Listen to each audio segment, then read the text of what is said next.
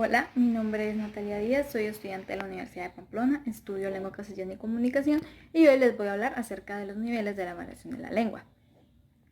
La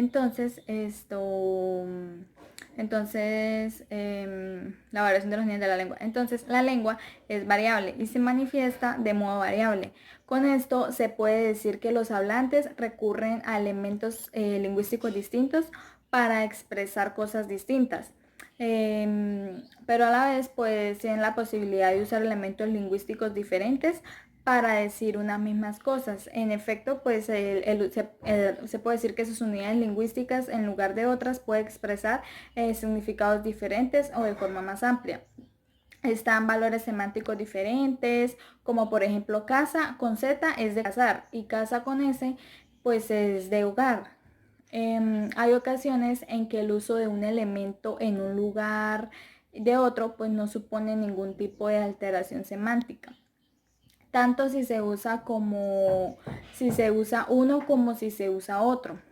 Entonces, al identificar un fenómeno de variación, las preguntas que surgen de modo inmediato en cualquier nivel lingüístico son pues por qué, cómo se ha originado, y las respuestas pues suelen requerir el auxilio de disciplinas como la diactología o de la historia de la lengua, porque es habitual que haya factores extralingüísticos implicados en la variación. Entonces, factores de la geografía, es variación geolingüística, la historia, variación histórica o la situación comunicativa en su sentido más amplio, que vendría siendo la variación estilística. Todos estos factores pueden explicar o ser responsables de muchos casos de variación, pero los especialistas en sociolingüística se plantean preguntas más concretas. Entonces, ¿cómo se manifiesta la variación? ¿Qué factores la determinan? ¿Qué capacidad de determinación tiene cada uno de estos concurrentes? Entonces, Henrietta Cedergren y Humberto López han señalado desde la sociolingüística y con toda claridad que los factores que determinan la aparición de unas variantes lingüísticas en ciertas circunstancias y de otras variantes en circunstancias diferentes dentro de una comunidad de habla responden a estas cuatro posibilidades. Entonces son que las variantes vengan determinadas exclusivamente por factores lingüísticos. La siguiente es que las variables vengan determinadas exclusivamente por factores sociales. La C es que las variantes vengan determinadas conjuntamente por factores lingüísticos y sociales. Y por último, que las variables no vengan determinadas por factores lingüísticos ni por factores sociales. Entonces, de estas cuatro posibilidades comentadas por Cedergren y López Morales, la sociolingüística está especialmente interesada en A y en C, sobre todo en esta última porque que sería pues que las variantes vayan determinadas conjuntamente por factores lingüísticos y sociales. Cuando se comprueba que la variación lingüística está correlacionada con factores de naturaleza social, hablamos de variación sociolingüística. La posibilidad B pues se refiere principalmente a factores externos a la lengua, a menudo relacionados con el contacto o la influencia de otras variedades. En lo que se refiere a la posibilidad de que es esto, que las variantes no vengan determinadas por factores lingüísticos ni por factores sociales,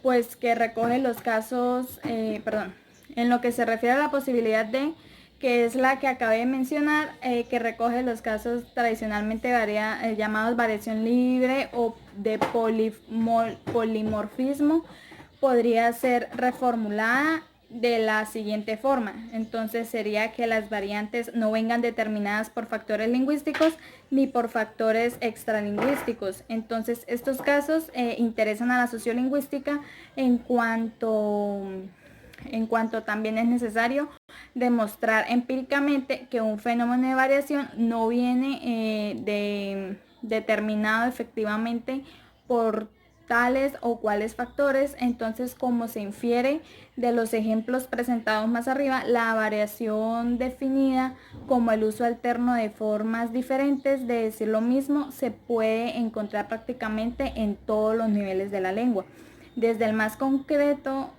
fonético fonológico al más amplio, que podría ser el discurso, pasando por la gramática y el léxico, y a partir de aquí se pueden formular un principio sociolingüístico de la variación que ha estado presente la mayor parte de la investigación geo y sociolingüística de las últimas décadas.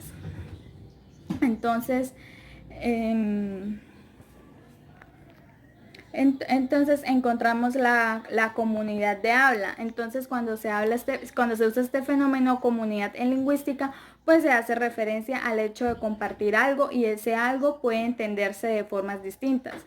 Así se puede pensar en el conjunto de todos los hablantes de una lengua histórica, unos hablantes de una lengua en un momento y en un territorio determinado.